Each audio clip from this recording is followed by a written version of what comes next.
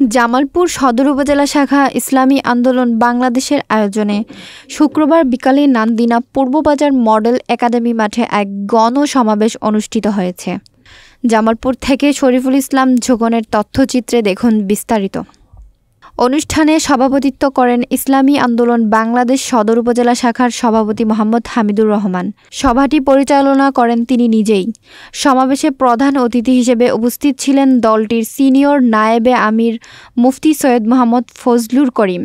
প্রধান অতিথির বক্তব্যে মুফতি ফজলুর করিম বলেন, বাংলাদেশের জনগণ চায় পিআর পদ্ধতিতে নির্বাচন হোক। আগে স্থানীয় নির্বাচন, তারপর জাতীয় নির্বাচন হোক। তিনি বলেন, এই দেশে শুধু নেতার পরিবর্তন হয়েছে, কিন্তু নীতির পরিবর্তন হয়নি। এ চোর ও চোর। যারা নৌকা নিয়ে নির্বাচন করে তারা কিন্তু নৌকা চালাতে পারে না। যারা ধানের শীষ নিয়ে নির্বাচন করে তারা কিন্তু ধান কাটতে পারে না। যারা লাঙ্গল নিয়ে নির্বাচন করে তারা কিন্তু লাঙ্গল চালাতে পারে না। কিন্তু হাত পাখা চালাতে সবাই পারে। অন্তত একবার আমাদের সুযোগ দিয়ে দেখুন। বিশেষ অতিথির বক্তব্যে ইসলামী আন্দোলন বাংলাদেশের কেন্দ্রীয় দপ্তর সম্পাদক মাওলানা লোকমান হোসেন জাফরি বলেন, এই রাজনৈতিক দুর্নীতির স্রোত থামাতে হলে ইসলামী রাজনীতির কোনো বিকল্প নেই। অনুষ্ঠানে আরও বক্তব্য রাখেন জামালপুর জেলা শাখার প্রধান উপদেষ্টা ডাক্তার সৈয়দ ইউনুস আহমদ, সভাপতি মুফতি মুস্তফা কামাল ও সেক্রেটারি মাওলানা সুলতান মাহমুদ সিরাজি।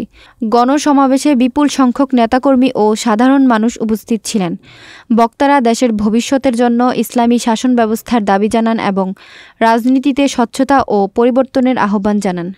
মুসলমানদের নাম ৬৩,০০০ উপর, তার মানে ব্রিটিশ আন্দোলনের সবচেয়ে বেশি জীবন দিয়েছিল কারা? কেন? ভেবেছিলাম বৈষম্য থাকবে না, মানুষ শান্তিভাবে মুক্তি পাবে।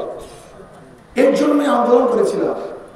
ব্রিটিশ চলে গেছে, কিন্তু শান্তি পেয়েছিলাম। মুসলমানরা নির্যাতিত, মুসলমানদের উপর জুলুম, অত্যাচার, অবিচার।